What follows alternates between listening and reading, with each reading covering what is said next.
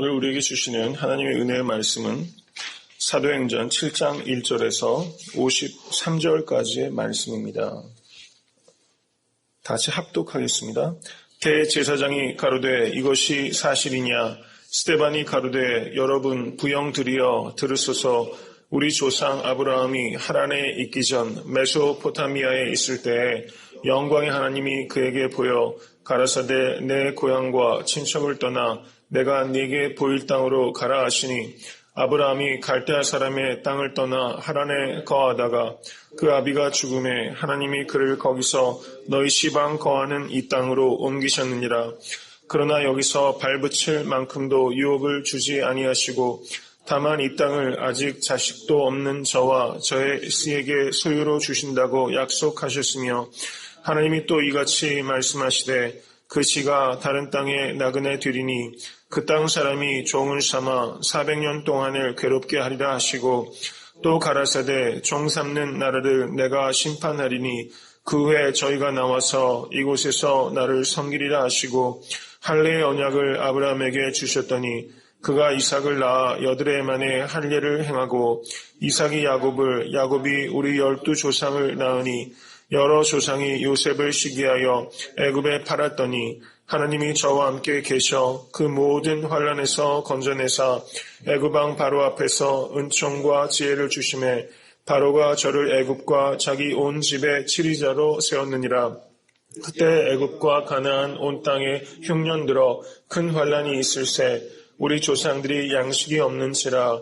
야곱이 애굽에 곡식이 있다는 말을 듣고 먼저 우리 조상들을 보내고 또 재차 보내매 요셉이 자기 형제들에게 알게 되고 또 요셉의 친족이 바로에게 드러나게 되니라. 요셉이 보내어 그 부친 야곱과 온 친족 75사람을 청하였더니 야곱이 애굽으로 내려가 자기와 우리 조상들이 여기서 죽고 세겜으로 옮기어 아브라함이 세겜 하몰의 자손에게서 은으로 값주고 산 무덤을 장사되니라. 하나님이 아브라함에게 약속하신 때가 가까움에 이스라엘 백성이 애굽에서 번성하여 많아졌더니 요셉을 알지 못하는 새 임금이 애굽 왕위에 오르매 그가 우리 족속에게 괴계를 써서 조상들을 괴롭게 하여 그 어린아이들을 내어버려 살지 못하게 하려 할세. 그때 모세가 났는데 하나님 보시기에 아름다운지라. 그 부친의 집에서 석 달을 길리우더니 버린 후에 바로의 딸이 가져다가 자기 아들로 기름에 모세가 애굽 사람의 학수를 다 배워 그 말과 행사가 능하더라. 나이 40이 되매 그 형제 이스라엘 자손을 돌아볼 생각이 나더니 한 사람의 원통한 일 당함을 보고 보호하여 압제받는 자를 위하여 원수를 갚아 애굽 사람을 쳐 죽이니라. 저는 그 형제들이 하나님께서 자기의 손을 빌어 구원하여 주시는 것을 깨달으리라고 생각하였으나 저희가 깨닫지 못하였더라. 이튿날 이스라엘 사람이 싸울 때에 모세가 와서 화목시키려 하여 가로되 너희는 형제라 어찌 서로 해하느냐 하니 그 동물을 해하는 사람이 모세를 밀들여 가로되 누가 너를 관원과 재판장으로 우리 위에 세웠느냐?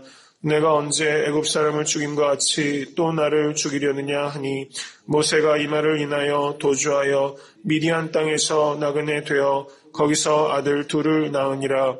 40년이 참에 천사가 시내산 광야 가시나무 떨기 불꽃 가운데서 그에게 보이거늘 모세가 이 광경을 보고 기이 여겨 알아보려고 가까이 가니 주의 소리 있어 나는 내 조상의 하나님 즉 아브라함과 이삭과 야곱의 하나님이로라 하신대 모세가 무서워 감히 알아보지 못하더라. 주께서 가라사대 내 발에 신을 벗으라. 너 섰는 곳은 거룩한 땅이니라. 내 백성이 애굽에서 괴로움 받음을 내가 정령히 보고 그 탄식하는 소리를 듣고 저희를 구원하려고 내려왔노니 시방 내가 너를 애굽으로 보내리라 하시니라. 저희 말이 누가 너를 관원과 재판장으로 세웠느냐 하며 거절하던 그 모세를 하나님은 가시떨기 가운데서 보이던 천사의 손을 의탁하여 관원과 속량하는 자로 보내셨으니 이 사람이 백성을 인도하여 나오게 하고 애국과 홍해와 광야에서 40년간 기사와 표적을 행하였느니라. 이스라엘 자손을 대하여 하나님이 너희 형제 가운데서 나와 같은 선지자를 세우리라 하던 자가 곧 이 모세라. 산에서 말하던 그 전사와 및 우리 조상들과 함께 광야 고아에 있었고 또 생명의 돌을 받아 우리에게 주던 자가 이 사람이라. 우리 조상들이 모세에게 복종치 아니하고자 하여 거절하며 그 마음이 도리어 애굽으로 행하여 아론더러 이르되 우리를 인도할 신들을 우리를 위하여 만들라.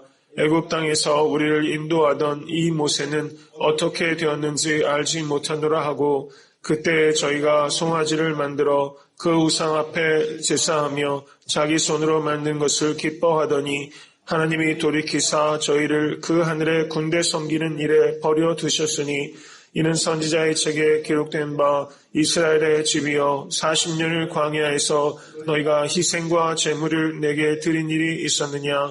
몰록의 장막과 신 레판의 별을 받들었으며 이것은 너희가 절하고자 하여 만든 형상이로다.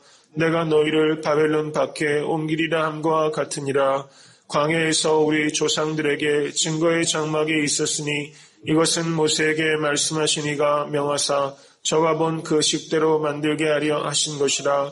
우리 조상들이 그것을 받아 하나님이 저희 앞에서 쫓아내신 이방인의 땅을 점령할 때 여호수아와 함께 가지고 들어가서 다윗 때까지 이르니라.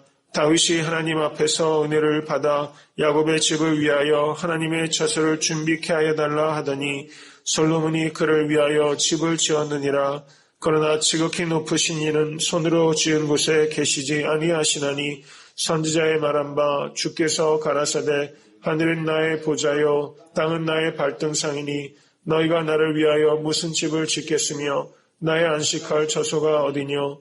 이 모든 것이 내 손으로 지은 것이 아니냐 함과 같으니라. 목이 곧고 마음과 귀에 할례를 받지 못한 사람들아 너희가 항상 성령을 거스려 너희 조상과 같이 너희도 하는도다. 너희 조상들은 선지자 중에 누구를 핍박지 아니하였느냐. 의인이 오시리라. 예고한 자들을 너희가 죽였고 이제 너희는 그 의인을 잡아준 자요 살인한 자가 되나니 너희가 천사의 전한 율법을 받고도 지키지 아니하였도다 하니라. 아멘. 예, 오늘 본문은 그 스데반이 그 공회에서 유대 대제사장들의 고소에 대해서 변론하는 장면이고 또한 스데반의 설교이기도 합니다. 그래서 어느 한 부분을 이렇게 나누어서 말씀 전하는 것보다 본문이 다소 길지만 전체를 같이 이렇게 말씀드리는 것이 좋을 것 같다고 생각했습니다. 스데반의 설교가 몇 절로 이루어져 있습니까?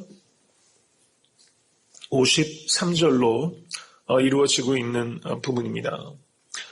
사도행전은 사도들의 많은 설교로 이루어져 있습니다. 설교가 전체에서 꽤 많은 부분을 차지하고 있고 특별히 베드로의 설교와 그리고 그 바울의 설교가 주를 이루고 있습니다. 거기에 그 평신도 리더였던 그 스데반의 설교가 7장에 들어있는데 여기서 우리가 간과해서는 안 되는 것은 사도행전 전체에서 가장 긴 지면을 할애하고 있는 설교가 바로 평신도인 스데반의 설교라는 사실입니다.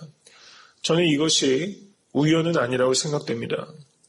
첫 번째 순교자가 사도가 아니라 평신도 집사였던 스데반이었다는 것이 중요한 의미가 있었던 것처럼 스데반의 설교를 가장 많은 지면을 할애하고 있는 것은 하나님께서 첫 번째 순교자에 대한 영예와 그리고 존중을 하신 것이다. 이렇게 보여지는 것입니다.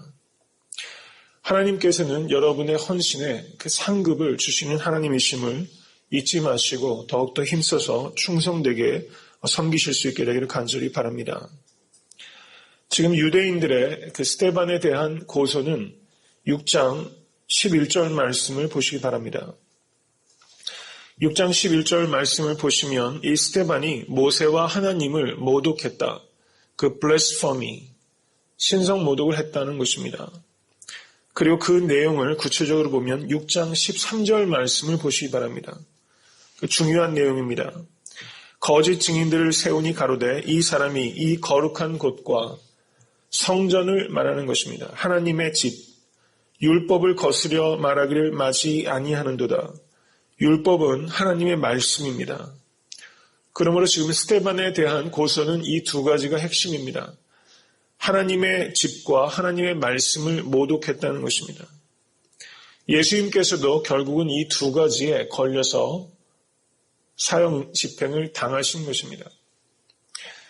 하나님의 집, 템플과 그리고 율법, 이 두 가지를 어겼다는 것이 주된 고소의 내용인 것입니다. 그래서 7장 1절부터 53절까지는 이 스데반이 이 두 가지에 대해서 내가 하나님의 집과 그리고 하나님의 말씀을 거스려 모독한 것이 아니라는 것에 대한 변증이라고 말할 수 있습니다. 7장 2절부터 8절까지를 보시면 7장 2절 한번 보시기 바랍니다. 사람들을 어떻게 부르고 있습니까? 부형들이여 이렇게 말하고 있습니다. 성경 원어는 이것을 brothers and fathers 이렇게 말하고 있는 것입니다. 형제들이여, 아버지여 이렇게 말하고 있다는 것이죠. 여기서 스데반은 자신에게 거짓말로 중상하고 그리고 폭력을 행하는 사람에게 형제들이여, 아버지들이여 이렇게 말하고 있다는 것은 십자가야말로 나에게 거짓말하고 그리고 나를 폭력으로 억압하는 자들에게도 형제들이라고 말하고 그리고 아버지들이여라고 말할 수 있는 힘이 있다는 것입니다. 우리도 이렇게 할 수 있는 능력이 예수 그리스도 안에서 있는 것을 믿으실 수 있게 되기를 바랍니다. 가정 여러분을 권고하게 하는 이에게 형제들이여라고 말할 수 있는 큰 마음을 키우시기를 간절히 바랍니다. 7장 2절부터 8절까지는 아브라함과 족장 시대에 대한 요약입니다. 그리고 7장 9절부터 19절까지는 요셉과 애굽의 노예 시대에 대해서 말하고 있습니다. 그리고 7장 20절을 보시면 모세가 언급되기 시작합니다. 7장 20절부터 44절까지는 모세와 출애굽과 광야 시대에 대해서 요약하고 있습니다. 그리고 7장 45절부터 50절까지는 다윗과 솔로몬 시대, 왕정 시대에 대해서 말하고 있습니다. 그러니까 불과 50절 사이에 이 스데반은 아브라함 때부터 솔로몬 왕정 시대까지 긴 역사를 요약하고 있는 것입니다. 이것은 스데반이 구약 성경에 통달했다는 것을 의미하는 것이고 역사의식이 투철했다는 것을 말하는 것입니다. 이렇게 장구한 세월을 불과 50절에 요약할 수 있다는 것은 대단한 그런 변증가였다는 것을 의미하는 것입니다.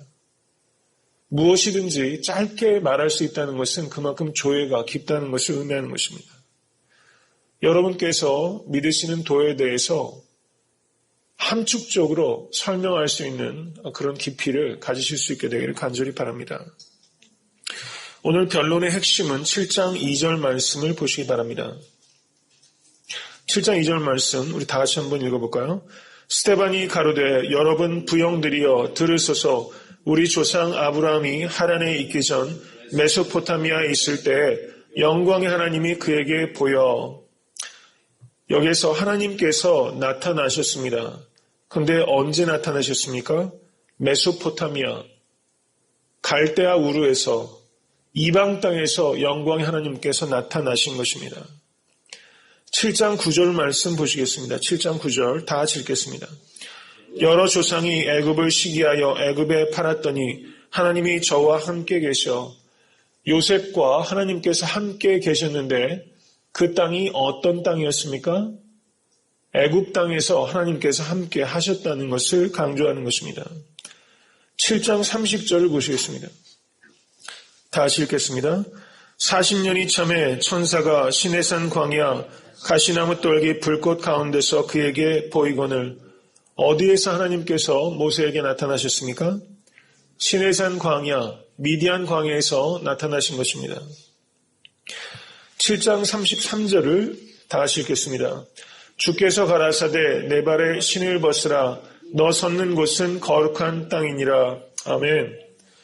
지금 7장 2절에서는 하나님께서 메소포타미아에서 나타나셨고 7장 9절에서는 애굽에서 나타나셨고 7장 3절에서는 시내산 광야에서 하나님께서 나타나신 것입니다. 그리고 7장 33절은 너 섰는 곳은 거룩한 땅이니라 이렇게 말하고 있습니다. 지금 스데반이 고소를 당한 것은 무엇입니까? 하나님의 전과 하나님의 말씀을 무시한다는 것입니다. 근데 스데반은 이 긴 설교에서 핵심적으로 말하고자 하는 것은 거룩한 곳에 하나님께서 나타나는 것이 아니라 하나님께서 나타나는 곳이 거룩한 곳이다라는 것을 말하고 있는 것입니다. 아브라함에게 메소포타미아에서 나타나셨고 요셉이 애굽에 있을 때 요셉과 함께 하셨고 모세가 미디안 광야에 있을 때 미디안 광야에서 나타나셔서 바로 이곳이 거룩한 땅이다 이렇게 말씀하신 것입니다. 이것을 우리가 깊이 생각해야 되는 것입니다. 거룩한 장소가 따로 독립적으로 있어서 하나님께서는 반드시 그 거룩한 장소에 늘 계시는 것이 아니라 하나님께서 계신 곳이면 거룩한 곳이고 하나님께서 계시지 않은 곳이면 아무리 아름다운 성전이라도 그것은 거룩한 곳이 아니라는 것입니다. 눈으로 보기에 이 세상에서 가장 좋은 건축자재로 가장 아름다운 스테인드 글라스로 세워진 전이 이 땅에 얼마나 많이 있습니까? 그런데 하나님께서 그곳에 가시지 아니하시면 인간의 눈으로는 아무리 아름답게 보여도 그곳은 가장 타락한 곳이라는 것을 우리가 기억해야만 된다는 것입니다. 먼저 7장 44절 한번 보실까요? 거기에 보면 증거의 장막이 보이시죠? 성막을 말하는 것입니다. 하나님께서 말씀하신 식양대로 지은 것입니다. 7장 47절을 보시면 성전이 기록되어 있습니다. 다윗이 짓기를 원했지만 하나님께서는 허락지 아니하시고 솔로몬을 통해서 하나님의 전을 짓게 하셨습니다. 그런데 7장 48절 거기 그러나를 체크하시기 바랍니다. 그러나 다시 읽겠습니다. 48절 49절 지극히 높으신 이는 손으로 지은 곳에 계시지 아니하시나니 선지자의 말한 바 주께서 가라사대 하늘은 나의 보좌요 땅은 나의 발등상이니 너희가 나를 위하여 무슨 집을 짓겠으며 나의 안식할 처소가 어디뇨. 7장 48절 말씀은 열왕기상 8장 27절을 인용한 것입니다. 그리고 7장 49절은 이사야서 66장 1절을 인용한 것입니다. 여기에서 지금 스데반이 이 두 구약 성경을 인용하면서 하는 말은 하나님께서는 사람이 손으로 지은 어떤 특정한 곳에 늘 있어야 되는 것은 아니다. 거기에 하나님을 묶어놓을 수 없다. 이렇게 말한 것입니다. 하나님께서는 창조의 하나님이시라는 것을 말씀하고 있는 것입니다. 그래서 열왕기상 8장 27절에 솔로몬이 이렇게 말했습니다. 성전을 수년에 걸쳐서 최선을 다해서 지은 후에 솔로몬이 말하기를 하나님이 참으로 땅에 거하시리이까 하늘과 하늘들의 하늘이라도 주를 용납지 못하겠거든 하물며 내가 건축한 이 전 이오리까. 저는 이 마음을 우리가 가져야 된다고 믿습니다. 그런데 시간이 지나자 첫 마음을 유대인들이 잃어버립니다. 본질을 잃어버리고 그리고 첫 번째 가졌던 정신이 희석되기 시작하는 것입니다.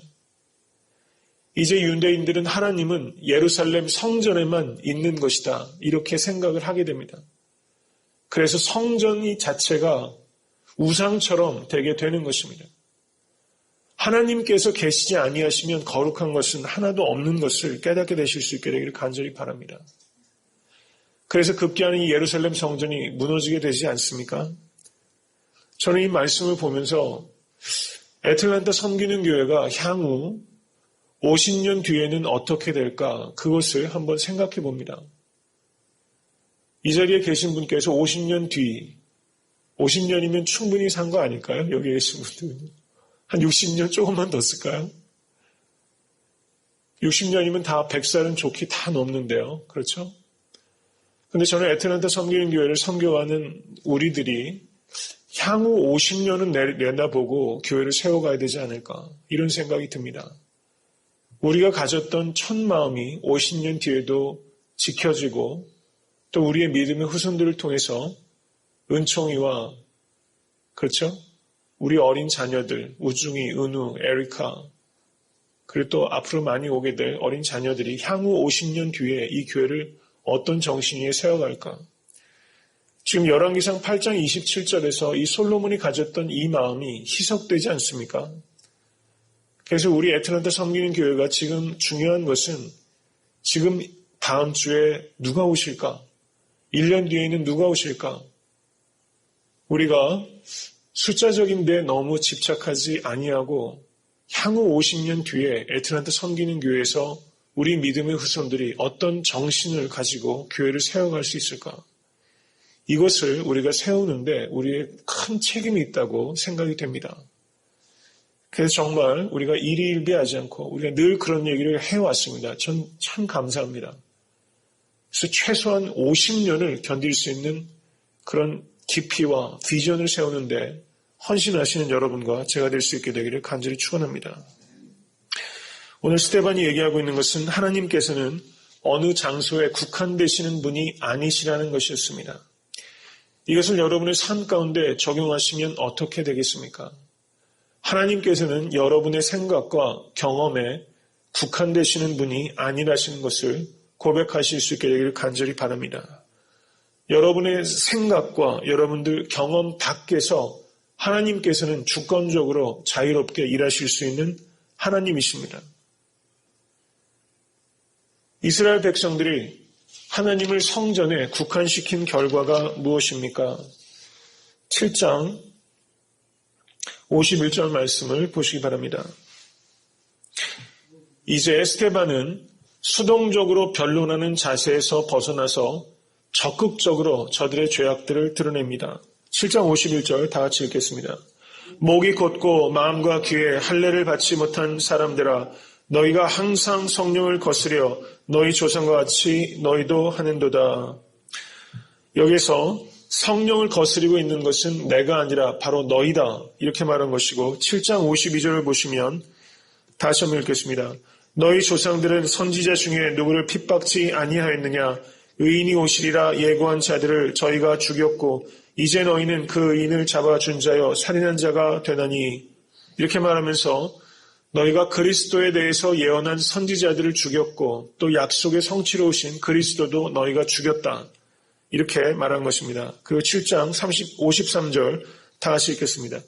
너희가 천사의 전한 율법을 받고도 지키지 아니하였도다 하니라. 율법을 모독한 것은 내가 아니라 바로 너희다. 이렇게 말한 것이죠. 그래서 지금 여기에서 스데반은 피고인으로 공의에 서 있는 것이 아니라 이제 원고로서 유대인들을 고발하고 있는 것입니다. 참으로 담대한 것입니다. 예수님께서 불과 얼마 전에 이 공회에서 재판받으시고 죽임을 당하셨는데 자기의 죽임당할 것을 무릅쓰고 저들의 죄를 날카롭게 지적하고 있는 것입니다. 목숨을 걸고 지금 말하고 있는 것이죠. 핵심적인 내용을 요약하면 성전과 율법을 모독한 것은 내가 아니라 바로 너희다. 하나님께서는 예루살렘 성전 자체가 거룩하다고 말씀하신 적이 없다. 하나님께서 계시면 이 성전은 거룩한 것이지만 하나님께서 임재하지 않으시면 이 성전은 아무 의미가 없는 것이다.